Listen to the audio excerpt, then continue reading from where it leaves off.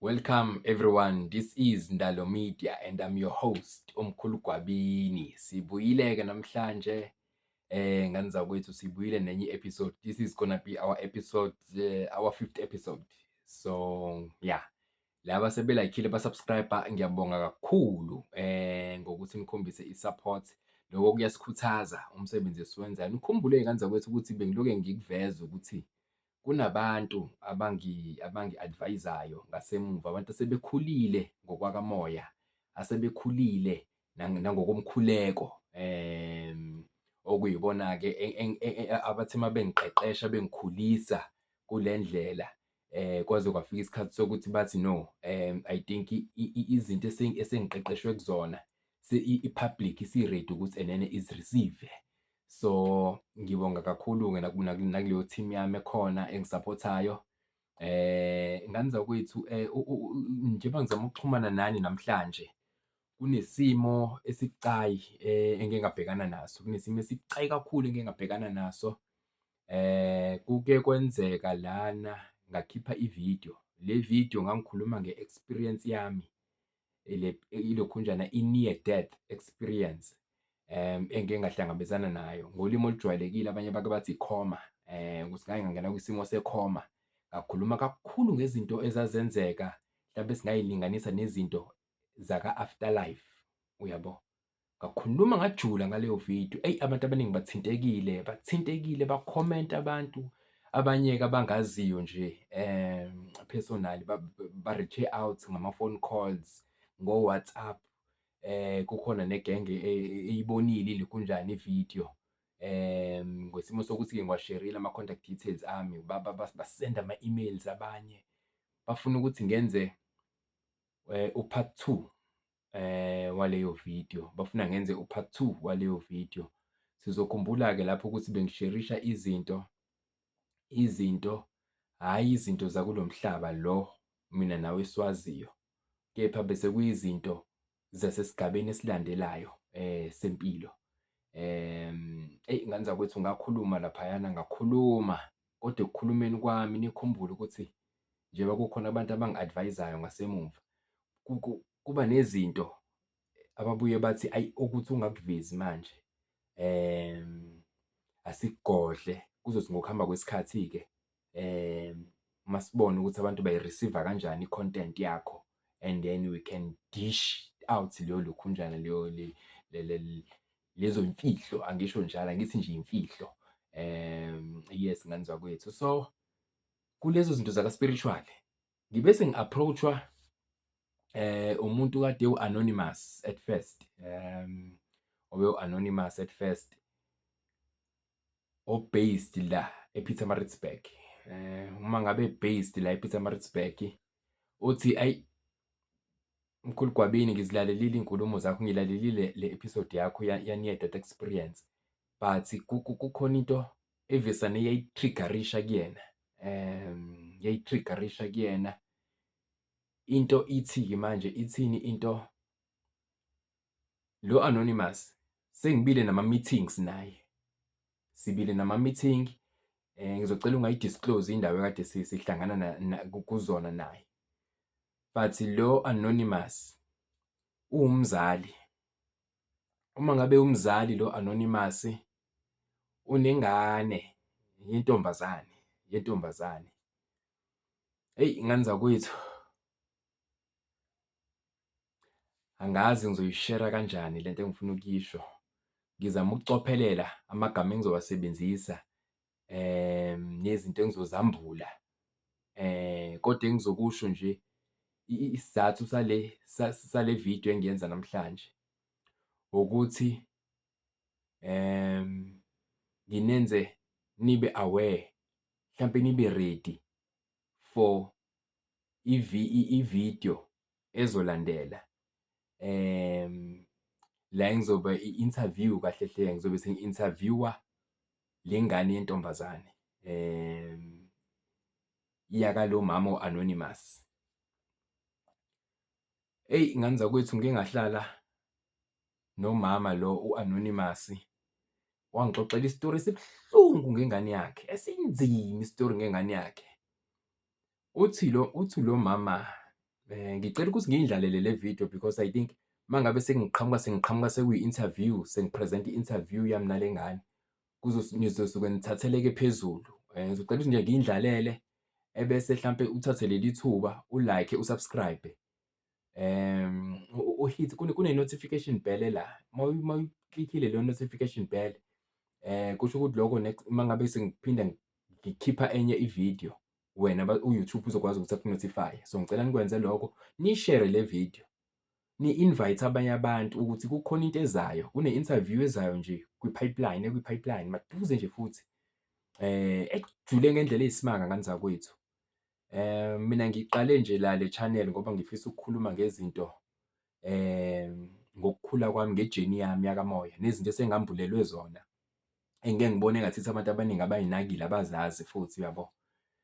Kodwa manje sengiyabona ukuthi izinto kule channel seziyazenzakalela. Sengiqala ukuthola ama-invite aphuma ey'nhlakeni ey'thize zomphakathi. Sengiqala ukuthola ama-invite aphuma ey'nhlakeni ey'thize zezenkolo, aphuma ey'nhlakeni ey'thize zabalaphi bendabuko,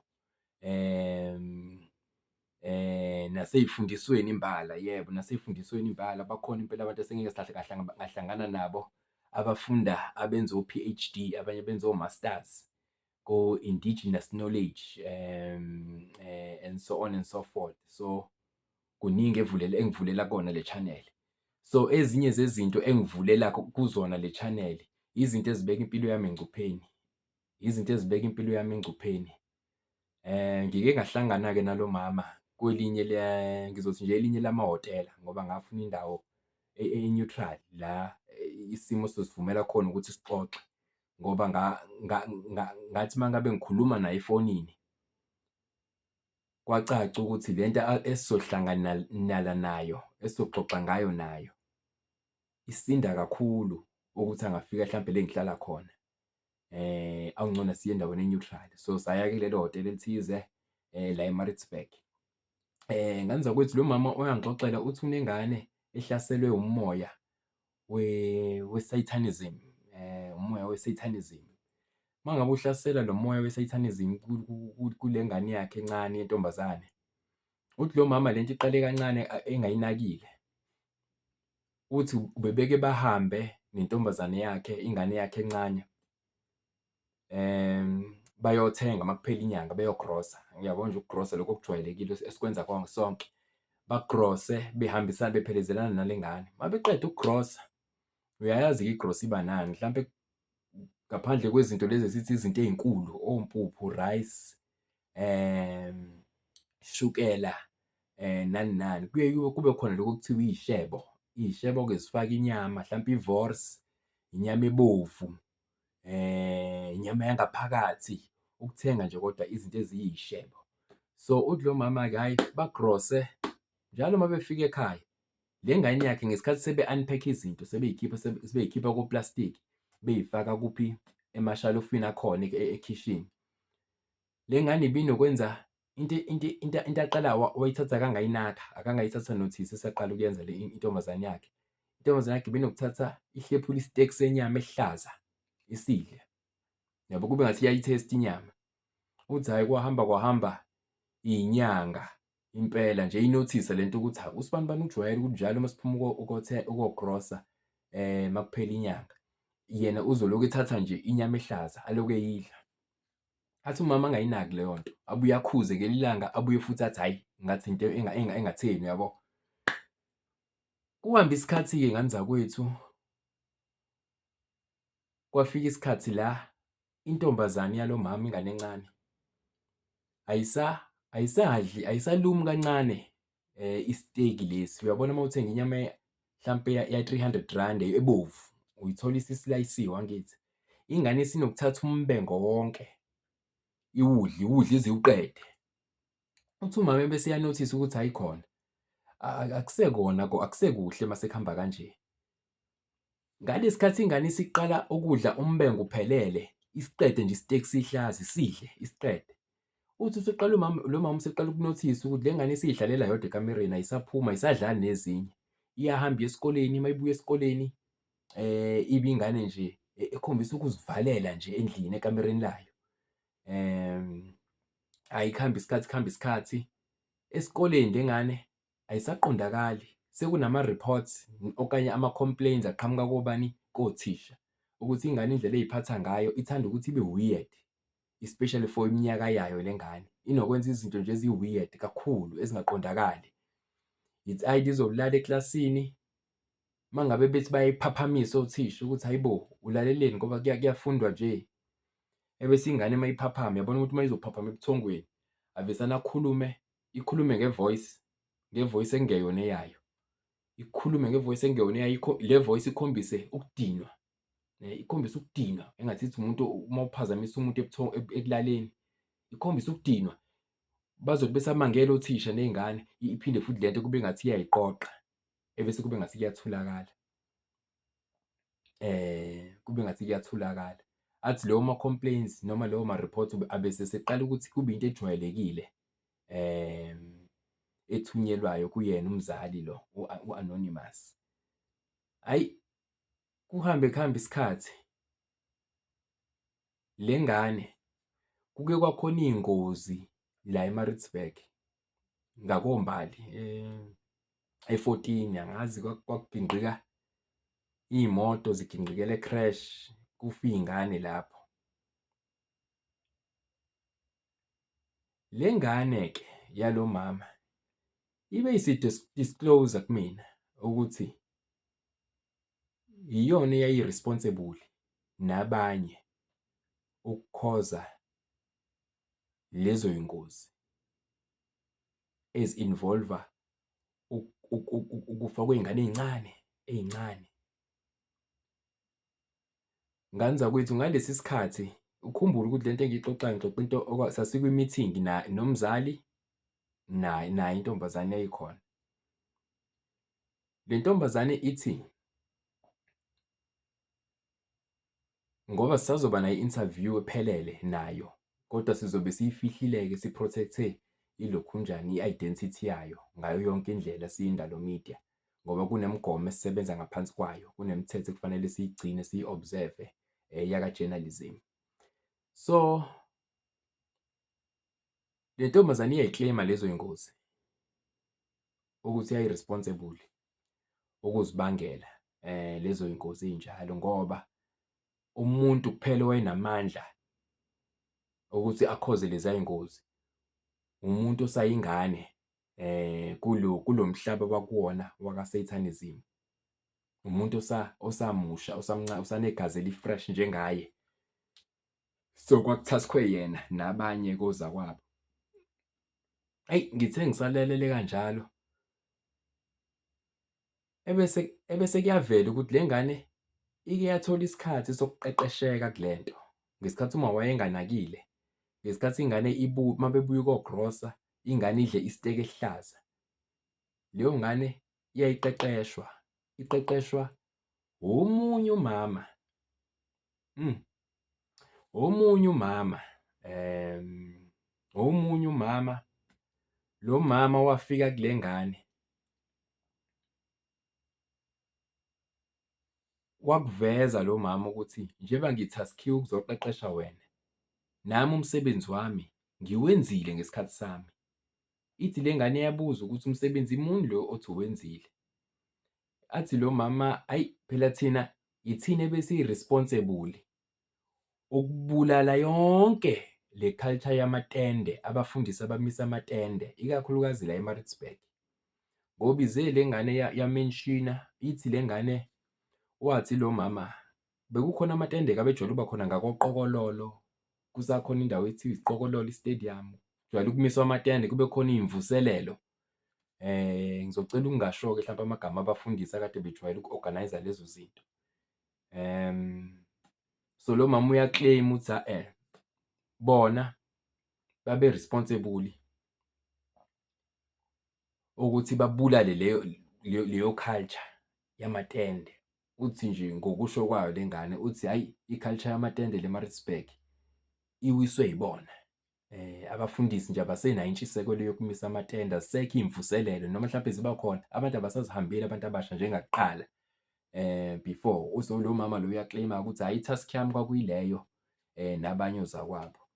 Kodwa-ke manje usefike kule ngane njengomuntu onjani, osezoqeqesha le ngane-ke manje ukuthi ingene kwizigaba ezithize zokusebenzela shuthi usathane. So nganzakwethu ngithe angeke ngiyenze le vidiyo nje ngoba le ngane ngizoba ne-interview nale ngane. Ngizoba ne-interview nale ngane. Kungithatha isikhathi ukuthi ngize ngenze le vidiyo esho kanje ngoba sengikade ngaba ne-meeting nabo, ukuthi kukhona izinto ezasuke zenzeka kumina emva kwaleyo meeting ezazidistebha impilo yami, ezazingiphethe kabi, engisola ukuthi kushuthi ngay'rhabula ngesikhathi le ngane iyambula le zinto eyayimbula, ingambulela zona. Ngangaba right nje kakhulu ngani zakwethu, kakhulu ngani zakwethu, ngale ndlela yokuthi ngize ngabuyela ebantwini nami engibaziyo, engisebenza nabo asebekhulile, amakhehla nezalukwazi eziyaye zingisize uma ngabe ngi-under spiritual attack.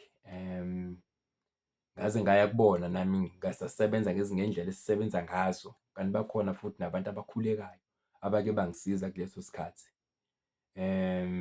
Ngoba ngokwami mina ngey'zathu zami zokuphepha bese ngithi ngike ngisayi-interview-wa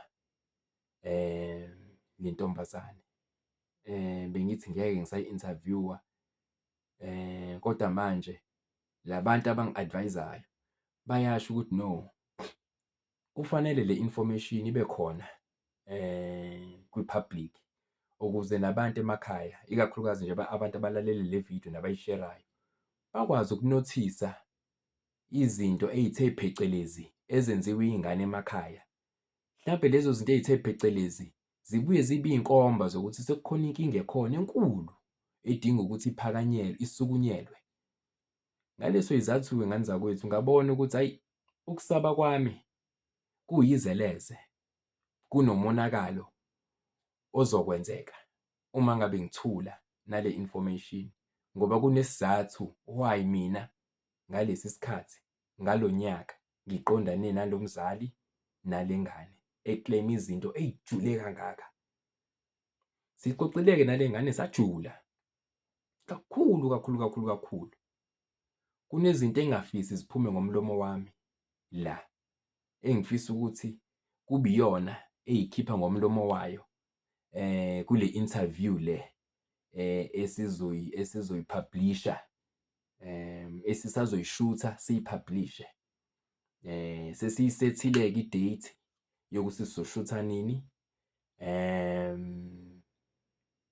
Ngingacela nabantu abazongiphelezela, abantu abakhulekayo, ama-intercessors, bakhona abashilo bathi, hhayi Makhoba, le isinamandla, idinga lento esingayibiza phecelezi nge-collective effort. So sekusukumile-ke iy'nhlaka ezahlukahlukene eziyobe zikhona ziyi-present kuleyo interview, ukuqapha nje isimo, ukubhekelela isimo. Ngiyaxwayisa-ke y'ngane zakwethu, ngicela ukuthi le vidiyo mhlazane iphuma leyo interview, ngicela abantu aba-sensitive, abantu ababambayo. Umuntu othi make wezwa into ixoxa bese uyayiphupha ebusuku, ngicela ukuthi angayilokothi ayibuke leyo interview, angalokothi ayibuke leyo interview. Ebese kuthi iy'ngane ey'ncane hlampe ezineminyaka engaphansi kwa-16, 15 zingayibuki leyo interview. Eyabantu abadala leyo interview, eyabantu abadala futhi abaqinile ukhakhayi, ngoba I think emlandweni wakwa-YouTube kuzokwenzeka into yokuqala ngqa engakaze ize yenzeke, ngoba mina sengike ngaba ne-first hand experience yokuthi uma ngabe ikhuluma leya ngane, isikhuluma izinto zayo, bekuba khona isikhathi la isishintsha khona, kushintsha izinto, umzimba wami ushwaqe, ngishiselwe, ngijuluke, ngijuluke. Hhayi-ke angiphathi-ke sengibuyile-ke sengizolala le engihlala khona. Ngaba ney'nkinga kwacishe kwaphela isonto lonke. Iy'nkinga zayiqala nje uma ngithi ngiyalala, ngibe ney'nkinga ongakaze uze uy'bone. So ngiyacela y'ngane zakwethu, niyilindele le interview, niyilindele le interview izophuma um, ngizonazisa in due course ukuthi izophuma nini. Exactly. I think yeah, exactly ngizonazisa ukuthi izophuma nini because I think mangabe ngike ngabeka i-date zizophinde yiqale futhi ingqinamba ngoba khona into ekhona eyenzakalayo ngale interview nale ntombazane encane. So ibalulekile-ke le interview.